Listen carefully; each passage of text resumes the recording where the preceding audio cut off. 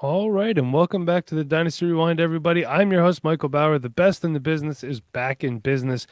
Before we get started, if you are listening on the weekend or early in the week, I want to remind everyone that starting next week on February 2nd, we will be switching from Friday nights to Tuesdays. So, again, we are all Dynasty all the time, so our shows are pretty evergreen. And you can always feel free to listen back and make sure, like always, you subscribe, rate, and review. Why is that important? Because I'm the host and I say so. But if you subscribe and auto download, we're always right there whenever you need us. And don't forget to check us out at Dynasty Rewind /Patreon exclusive podcast. I mean, I think within the next week we have two exclusive Patreon pods coming out. A whole bunch of articles. We got a great team over there, and let's bring them in. So joining us after not being on in a few weeks, we got Maddie Big Chest. We got Matt Poole. How you doing tonight, Maddie? I'm living the dream, man. It's good to be here, and I'm happy to talk about these guys coming up. Yeah, I know that there's one that you are pretty excited about, and we're going to get to him in a little bit. But let's talk to Pork Man. Pork, how you doing tonight? I'm doing great as well. There's actually one guy on here that I really love to talk about, so I'm kind of with Maddie on this one, just another person. All right, and maybe the other person excites Nate a little bit. We got Nate Christian. How you doing tonight? Pretty good. We'll see. We'll see. These we're talked about senior wide receivers. A little elder compared to some of the other guys. So I know Porkman likes these guys a lot. The older wide receivers. I like mine that come with walkers. If you have any 35-year-old rookie wide receiver prospects, like any Vince Papales coming out in this draft, Porkman's probably going to love them. Porkman was probably a fan of Brandon Whedon. I was not. No? Not even close. Yeah, how old was he when he got drafted? Like 20... 27? Was he 28 maybe? 27, 28? He was old as crap. Him and Chris Winkie. He got drafted before Russell Wilson and Kirk Cousins. Don't forget. Wow. That, you know what, Matt, actually, thank you for saying that. It just shows that, hey, you know what? The draft is a crapshoot, both the NFL draft and your rookie drafts. So that's why it's important that you're here listening to us. We're going to help you guide you through it. And your Dynasty championships, they're won right now. So let's get started. And we're going to start first with a guy that I'm pretty fond of. We're going to talk about Damonte Coxie, and he is a 6'3", 200-pound wide receiver from the University of Memphis. In 4 years, 41 games played, 185 receptions, 2,948 yards. He averaged 15.9 yards per reception, and he finished with 20 touchdowns. So I'm a fan of Damonte Coxie. Nate, I don't know if I talked to you about him or not. I know Porkman and I are fans of his. Yeah. But I think, or is this the guy that we differed on? I don't remember. No, we talked about this guy. This is also Shaq guy. Okay. Porkman, are you okay? What was that? All I heard was No, I think this is one we differed on a tad bit. Okay. All right. But Nate, we're going to start with you, and then I'll tell Porkman why he's wrong then. Oh, okay. Yeah, so this is Brian Chakotis guy, Shaq. He loves this guy, Damonte Coxie. And he's got a great frame. He's that typical like alpha X wide receiver you look for in the draft that can really change a team and be a quarterback's best friend. He projects as that. He's 6'3" and he's got weight to gain on his frame, but he's already big. He's real big. He has great contested catches. He's constantly high pointing the ball and playing above the rim, snagging the ball out of the air over defenders. He's got good athleticism to get down the field and to bring some kind of production after the catch. He's got good hands. I'm a little worried about his route running, but we see that often with, these big guys coming out of college. They usually aren't great technical route runners. They have relied and won on physicality for so long.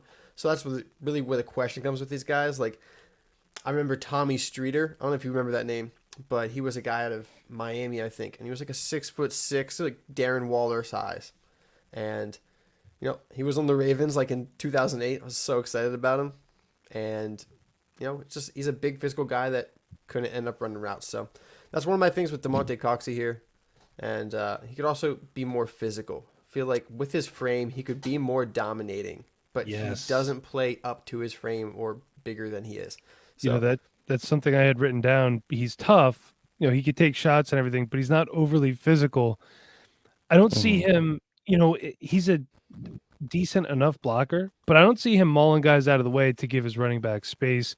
He could just be, like you said, more physical. And we do have a viewer question. Nate, are you wearing someone else's shirt right now? So I'm pretty sure that's my friend Kyron. I once Okay. stole his shirt, and he didn't know for like 2 years until he saw me wearing it one day. But this is Okay. not that shirt. Jeez. Okay. All right. So there we go. It is not the aforementioned stolen shirt. Nate, man, don't do that. That's not cool. Maddie, before we get to work, I'm curious your thoughts on Damonte Coxie. Nate likes him. I like him so far. I want to know what you think. He's one of those guys who's not going to get a lot of separation because he's lacking that speed. He's a long strider. His route running is not very good because Memphis uses an offense that uses spacing. So he's used to create space for wide receivers to create opportunity for Coxie. So it's a lot of design plays. He's really good after the catch. He sets up blockers well downfield, but he takes a while to get to his third gear. He is a good run blocker, though. I will say that I did like his run blocking on tape because Memphis runs a very zone-heavy scheme. He has to run block a lot, and he did a good job at that. So, I like him a lot, and I think he projects to a day 2 pick. And my comparison for him is a Cortland Sutton, Kenny Galladay kind of guy with room to grow. Yeah. Okay. I could see Cortland Sutton a lot, definitely. Question for you guys. I didn't think he was great on short routes or screens. I think he's an outside down the field guy to me. It's That's what where it he looks starts out, definitely. like. Yeah, for sure. Yeah. I don't know about a day 2 pick, Maddie. I feel like he might be a day 3 guy, to be honest with I you. could see round 4. Yeah, I could see the third, fourth round. That's his spot. and it's one of those things too where because obviously there's linemen and defensive backs and blah blah blah, all that other stuff getting Yeah. sprinkled in there too. So but hey, you never know. So Porkman, we are ready for you to be wrong about Damonte Coxie now. No, I never said I didn't like Damonte Coxie. It was just a couple attributes that I didn't like. I just felt like he wasn't too fluid in the hips when he threw like back shoulder fades and stuff like that. And I just had a little bit of issues with a couple things. It just seems like he's like a more of a team dependent in the draft type of guy. He's going to be going down the field, looking like what's his name? Looking like a how they looked at DK Metcalf, saying but he can't run routes. I feel as though he's kind of in that build. Like once he puts that weight on, gets in the weight room in the NFL locker room, he'll be a whole lot better in that manner. So if they give him a quarterback that's throwing the ball downfield, it's perfect. But if you try to draft him and put him like in the West Coast system, it's not really going to work for him, in my opinion. So that day 2, early day 3 type, that kind of fits into where it's at, but also team dependent. So if he's going to like a team like Seattle, if it's like him and DK, that's nasty. That'll work for him. But if he's going to like a short, intermediate team, like I'm not really sure. I can't think of anything on top of my head. They're really going to have to work with him with his route running and stuff like that. Yeah, so you're thinking like a vertical passing game off like play action. Maybe like Exactly. if the Tennessee Titans don't re-sign Corey Davis and he could line up across from AJ Brown. Exactly. That's a great spot for him. Hey, little bit of news here. And this is obviously relevant. It's very dynasty relevant right now. So obviously we all have heard that Deshaun Watson wants to out of Houston. We now heard that Matthew Stafford wants to be traded from the Detroit Lions. And we are now hearing that not only are the Rams considering having quarterback competition with Jared Goff and what was that other quarterback's name again? John Walford. John Walford. But apparently they are the front runners to get Matthew Stafford. So should we be buying any of these guys? I mean, obviously, Deshaun Watson, you're going to want to buy him, but I want to look at some of the fallout guys here, like Jimmy Garoppolo, Jared Goff. Are these guys that we want to be taking a chance on? They're obviously going to go somewhere. I'd take a chance on Goff before I take a chance on Garoppolo. I like Goff, and I think he could still thrive in other systems. He's definitely not going to put a team on his back. He's always going to be, limited. But I could see him stepping into a starting role and being, average much better than I can see Garoppolo stepping into any role and being, at least average. Okay.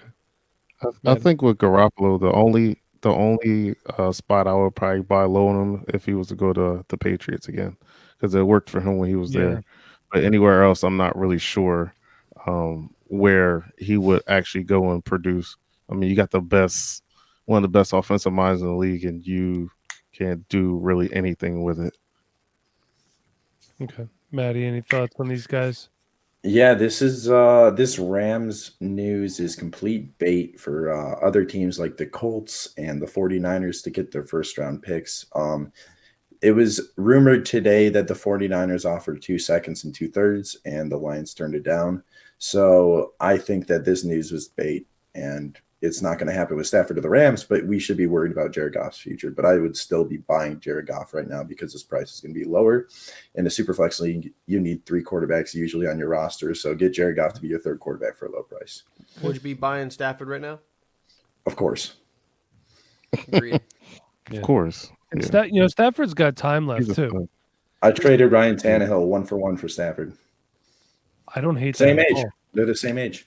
I like that. I do not hate that at all. I mean, I think that's actually a pretty good deal. Yeah. The last couple of years, everyone seems to think they kept saying like, "Oh, Stafford redraft only, Stafford redraft only." Why the guy's putting up numbers?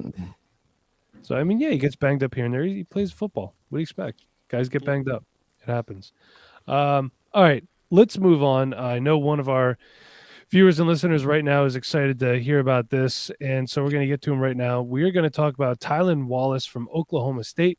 He is 6 feet tall. He weighs 190 pounds. In his 4 years at Oklahoma State, 37 games, 205 receptions, 3,434 yards. He averaged 6.8 yards per reception, 26 touchdowns. Not much on the ground.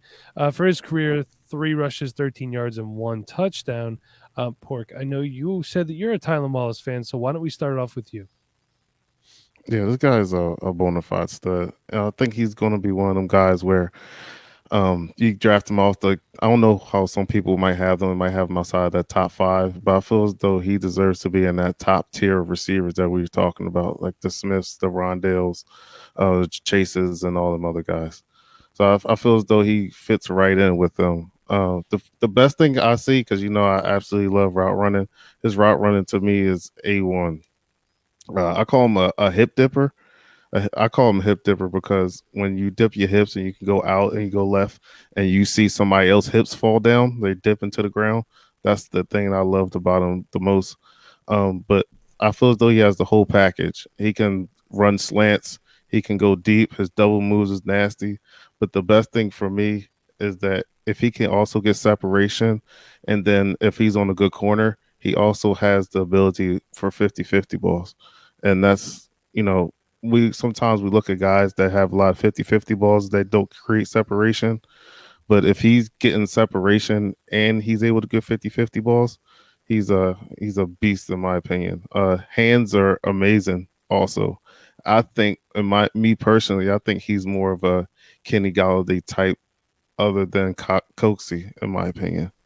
But yeah, I'm late waiting. I might just wait for everybody else to take the Chases and Moores and get Wallace a little bit later in the first if I can do that. If I want to trade back to the middle of the first and grab him up and grab a second while I'm at it in a trade, something like that. Yeah.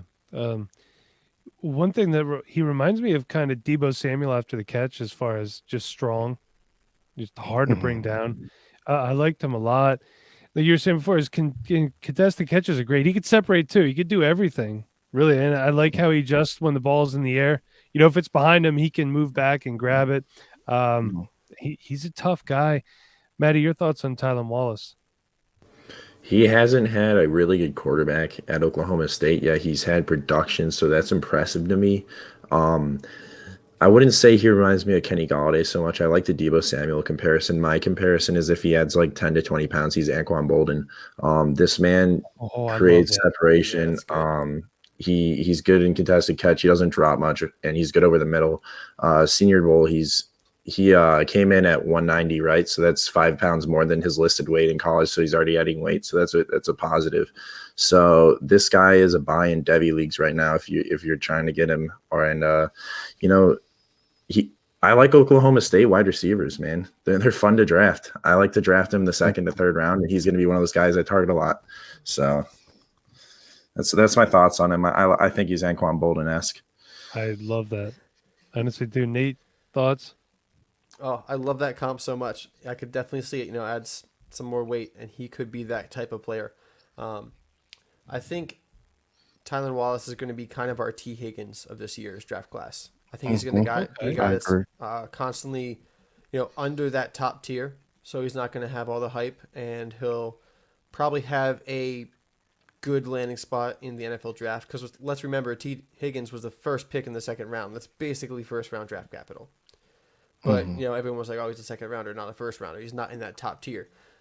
I think Tylan Wallace is going to be the same way where he's going to be in the top end of the second round with good draft capital, and he'll be kind of underappreciated and overlooked for the Moores, the Chases, the Batemans, the Devontae Smith, Waddle, like that tier. He's going to be right below that.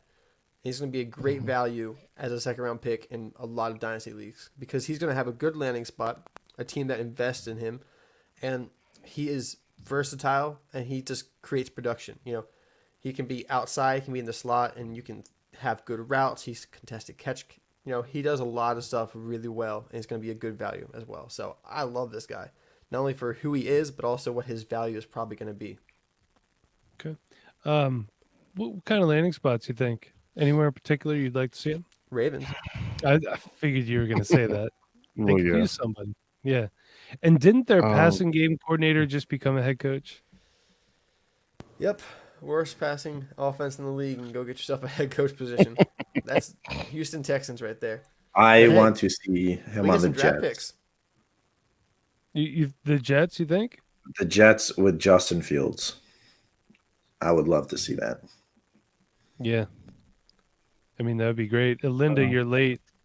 Finally here. We were just talking about Tylan Wallace too. So What you're about gonna the Chargers. The Chargers could use a I guy was like going to him. say the Chargers. Here's a recap. We think he's like Anquan Mike Bolden. Williams. Yeah. What was that, Maddie? I was giving Linda a recap. We think he's kind of like Anquan Bolden. Yeah, that is a good comp. Hey, the Chargers would be good. I don't think they re-signed Mike Williams. What do you guys? I don't think so at this point. I mean, he has a full year. I think he has another year with them. So, Who? Mike Williams? yeah. I think he's a free agent. I think Or he's a did they- free agent as well. I'm Is going to he? check right now. I don't know if they picked up his option or not. Oh, we got to find out. Finding out right now. He's played 3 years, so he's got one more option. One more year. Oh, no, he's got 4 years. This is the wrong Mike Williams. Never mind. I think they picked up his option. All right, well, then they have one more year of him. But, hey, it's always good to have. Yeah, they picked up his option. Did you have the Mike Williams from Detroit, Mike? Well, when I looked him up, Bucks. he had a Seahawks uniform on. You had the USC Mike Williams. You were way back. Maybe. I don't like to remember him. No, why is that? He was with the Lions, right? Because he was on Detroit. Yeah, Oh, yeah, that's right. What was that I top think we 5 took draft him pick? over. We took him over to Marcus Ware, I believe. Oh, well, that Smart. worked out. Yep. Hey, look, all our teams have had crappy draft picks. It's just how it goes. I don't want to talk about our draft picks, Mike. The Ravens took Hayden Hurst over Lamar Jackson. But then they got Lamar. We sure got Jackson Lamar anyway. Jackson. Still. Well, if it makes you feel any better, we took Freddie Mitchell over Chad Johnson. And the Lions took Jared Davis over TJ Watt. So there's that too. Oh God. And Eric Mike, we Ebron can go over all night with Aaron Donald. We can go all night with our picks. We took Yeah. JJ Arthega-Whiteside over DK. Hey, look, with Sirianni in town, he's a guy that plays. God. Smart. Mike, Be don't- smart. We should talk Simple. about this. He coaches. Smart to I the don't player's want strength. to, Maddie. I do not want to talk about that clown today. Neither did he. I Neither have did he want to PTSD. talk. It's I his got first press- PTSD after listening to his that. first press conference as a head coach. He'll be fine. And He Linda's chiming sounds in. like a raging idiot. The Broncos took Paxton Lynch. That they did. Didn't they trade back up for Paxton Lynch too? Memory serves me I correctly. They think traded so. back up. Yeah. bad. I believe so. I mean, he's tall. He checks the box, the one box. That's it. The one box. The one Brock box. Osweiler. Sean is chiming in and saying the whole league took 198 players over Tom Brady. We get it, Sean. He's not even on your team anymore. Why do you care? You know, you should care about our friends over at dynastyowner.com. And as the champions of the Dynasty Owner Expert League, we know winning. That's why Dynasty Rewind is sponsored by dynastyowner.com. At Dynasty Owner, they take fantasy football to the next level. Dynasty Owner is the only place where you can play fantasy football using real NFL salaries. Hey, Joe Burrow is a value now. What about in 4 years? Winning equals money, and that's why you need to budget your cap to smash your league. So head on over to dynastyowner.com and look for new leagues opening soon. So, Sean is saying that he is the GOAT. So, whatever, man. No one cares. Who are we cheering for in the Super Bowl, by the way?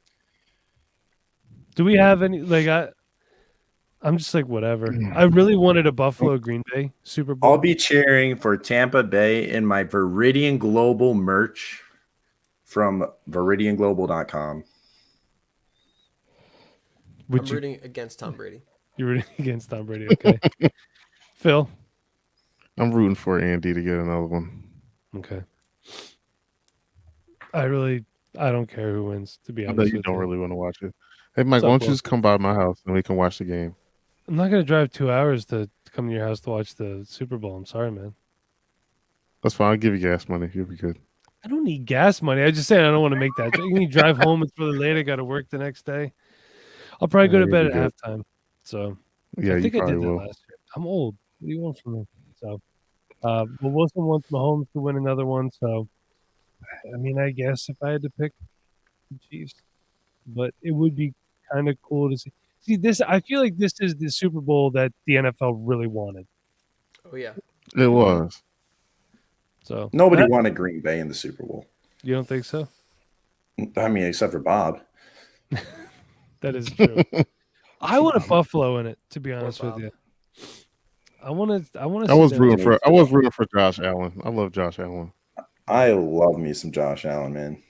They just need to Announcers do too, rectify man. their running game. That's the problem. I feel like the Zach announcers Wilson's are always trash. saying something a little explicit about Josh Allen, but it's like taken out of context, and then Twitter goes wild with it. I love it.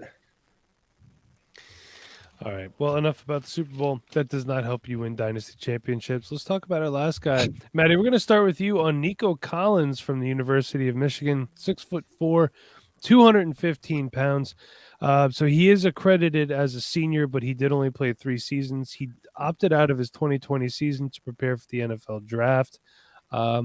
In 27 games, he had 78 catches for 1,388 yards, 17.8 yards per reception average, and 13 touchdowns. Do not let the stats fool you.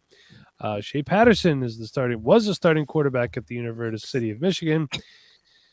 He is trash. Porkman would say he's booty cheeks or something PG Doo-doo. like that. Doo-doo or caca, as we'd say at the Bauer household. I feel the same way about Shea Patterson as I felt about Ian Book when we talked about Chase Claypool last year. So if you remember that, just apply that towards the University of Michigan quarterback. Maddie, I think you said you've met Nico Collins, correct?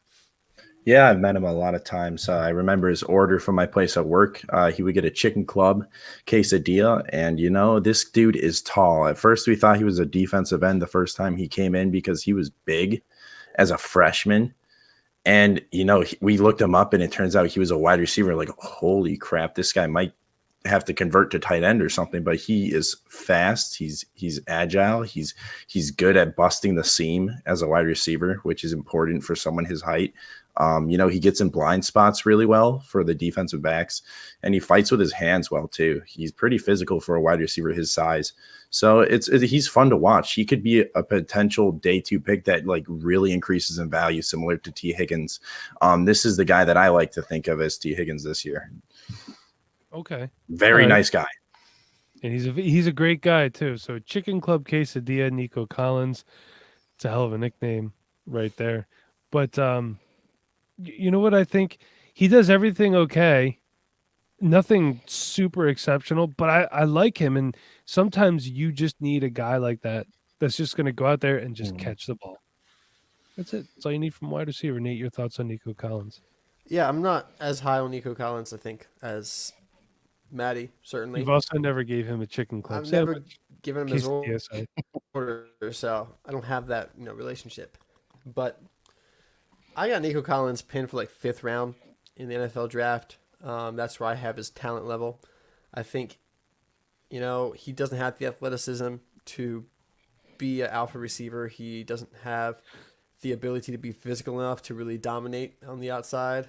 And he doesn't really have the route running either. So, I mean, I see the potential. He does have physical traits that you can't teach. I mean, he's a big guy. And if he became, more of a physical presence out there and, started, taking names and jumping over people to catch the ball, things would look a lot different. But from what I saw on tape, I wasn't overly impressed. Right now, he's my wide receiver 23. So I'm drafting him, definitely. But in rookie drafts, probably not until in this class, probably the 4th round. Okay, so 5th round draft pick. Let me ask you this. Who would you rather have on your dynasty roster, Nico Collins or John Hightower Jr.? Well, I would say Nico Collins because I believe John Hightower, was he a 5th round pick? Mm-hmm. I thought it was a 6th. Man, he got drafted high. I liked him, but that was high. And Quez Watkins was our 6th round pick. See, he was more a 5th round pick. Yeah, they both suck. Yeah, they switched him. Quez didn't suck. He did have that one touchdown that was okay, but whatever. So all right, so we're thinking 5th round pick. Maddie, you disagree, Matt? Well, Maddie, where do you think he's going to go draft wise? I think he's gonna be similar to Damonte Coxie. I think he's gonna be a 4th round pick, supplemental 3rd round pick is maybe. It depends what team reaches on him. I think Kansas City could use a big body wide receiver like him. I think there's plenty of teams that need a big body wide receiver. Even the Ravens could use a guy like him because his change of direction is pretty good for a guy his size. I don't know. I'm really high on Nico Collins because I do have this personal relationship with him, so I have this bias. So I have to recognize that when I talk about him. But I'm going to be taking him at the 301 in most of my dynasty leagues. All right. Okay, I don't hate the 301. Pork, before we get to you, I want to say I did have written down on my notes that Shea Patterson sucks, in case anyone's wondering. I liked his blocking. He's short-handed. I love the way he adjusts for the ball. And his concentration's really good too. You see a lot of guys sometimes if the ball's not going to them, they just get really lazy. He never quits on a play, whether he's a active part of the ball's in his hands or if he's just helping his team out. And I like that. And I think we need to see more of that in the NFL too. It's just amazing you see a lot of these guys, they just don't play fundamental football. They have so much talent. But Porkman, your thoughts on Nico Collins? Yeah, on top of what you just said, though, I think some players just a little bit try to rely on their athleticism too much and just forget about what they're out there to do. Like, you're there to do a job. You're not just out there just to run and expect the ball come to you. It's not Madden. But for Nico is, to me, it's just more of a project to me. I'm kind of with Nate with this one. He was super physical, but my issue with him is that he doesn't really create too much separation. To me, he looks like a good red zone target for just a team that kind of just needs a big body out there. So I don't want to regurgitate what all Nate said because I kind of agree with almost everything he said with that one. But I kind of hated it because it was Michigan. I don't like looking at their tape as it is. So just watching them, just watching this Shea Patterson. It was kind of a dreck, but at the end of the day, he can go to a team where, just for red zone purposes for right now, until he can develop that route running, because that was a little bit lazy at times. Yeah, I think if I had to give him a comparison to last year's class for how I feel about him as a prospect, he's 2 inches shorter, but I would compare him to talent-wise like Colin Johnson. Yeah, because Colin Johnson was very. You wrote that? You did say that yesterday. I did say that. Colin Johnson was. Yeah, we talked about that the other day. Colin Johnson had issues with his hands at some point in time, but he was lazy with route running as well. But I feel like Nico's hands. I can kind of agree with that as well. But I think Nico's Yeah. hands are better than Collins were in college, although Colin Johnson looked good when he played for the Jaguars. He did. I have a Yeah, because floor for him as they well. developed him. You have what, Maddie? I have a floor comparison for Nico Collins that I think is pretty favorable. Okay. Miles Boykin. Oh, Yeah, I could see that, but less Yeah. athletic. Just a little bit. You know, I think that they're both. I think that Miles Boykin doesn't play to his athleticism. I would love mean, to see Miles Boykin do something. too. Yes. I mean, like He's good for blocking. His That's about it. measurables are like not that different than It was Chase Claypool. off the charts. Yeah, it was crazy. I don't understand. Now, do you think that might be the offense? Yeah, Because it got to be something. I think he's been pretty decent and efficient with his targets and when he's been given chances. But I mean, he finished the season with like 30 targets. What are you gonna do with that? Yeah, Nate, I is there think any? that just has to be that has to be something with the offense with that, because that just doesn't make any Passing sense. game Something doesn't coordinator. Do we add up. put any trust into Donovan People-Jones breaking out late in the year into Nico Collins maybe having a successful campaign? I guess Could see that. Yeah, because Nico Collins outperformed Donovan Peoples-Jones. yeah. Donovan Peoples-Jones is more athletic, I think, than Nico Collins. Once For sure. again, Faster. so, Yeah. Explosive. Need and I've- being a good athlete still helps you transition to the NFL. Maybe if you don't have that top technical ability. So I'm not sure if that's but I know what you mean because like man, Michigan has so many great prospects. just talking about the Michigan never offense. developed them, and And yet Harbaugh keeps still getting extensions. so they're talented. They Yeah. just never got that great coaching apparently in Michigan. So they still have. I had talent. Could grow. Yeah. I had a friend who walked on at Michigan, and he decided to leave the team. And when he left the team, he went into the office of Harbaugh, and he goes, I'm leaving the team for academic reasons. I need to focus on academics. And he goes, okay. Like, it was great coaching. Yeah. Like, and then he leaves the office. He goes, no, Kevin, come back in here. Come back in here. And he goes, get out of my office. And he's like, well, how could you do this to me? I was like, what? And I was like, I'm soured on Harbaugh. I will never trust him. Yeah. Well, he's not the better Harbaugh, that's for sure. But I do want to ask you a question, Nate. Speaking of the Ravens, and this is a question. I people ask me this. I don't know how to answer it. I'm going to ask you. We had to pick one Ravens wide receiver for fantasy. Is it Hollywood? I mean, I guess it's got to be. Right now, yeah, it's got to be. When we say receiver, I'm talking wide receiver, not Mark Andrews, Yeah, not any of the backs. So He's the best one there. Pending, I would say, I expect him to hopefully be the second best one there by the time the season starts. But as of right now, he's certainly the best. I like Duvernay. I like the potential of Boykin. I even like James Prochet. I had James Prochet ranked over Duvernay going into the draft.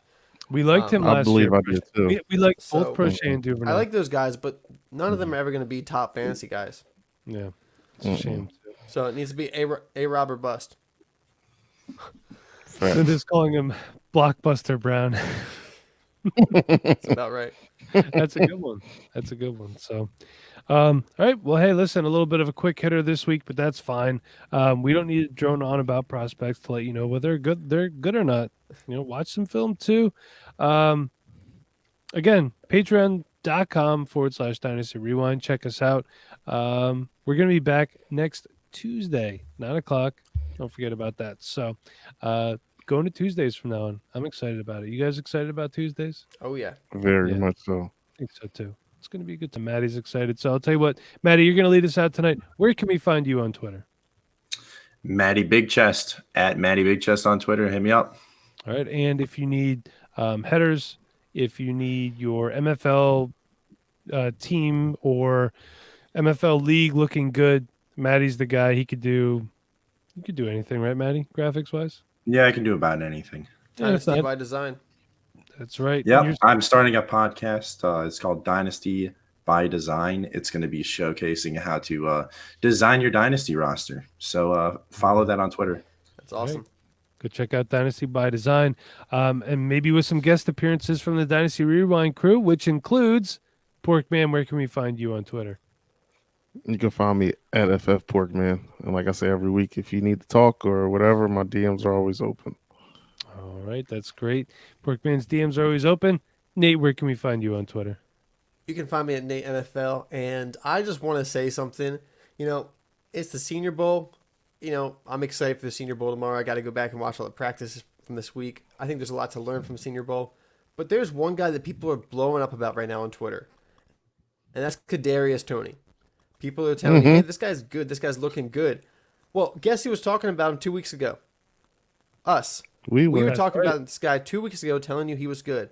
Now, it's the offseason, so unless you're playing Devy, you couldn't have acquired him. It wouldn't have really mattered if you heard it now or then. But just remember that, we're getting into these guys early, quick, and we're going to help you stay ahead of the curve.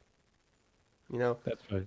So, Kadarius Toney, we were telling you he was going to be good. Waiting for him to blow up the Senior Bowl, and look what he's doing.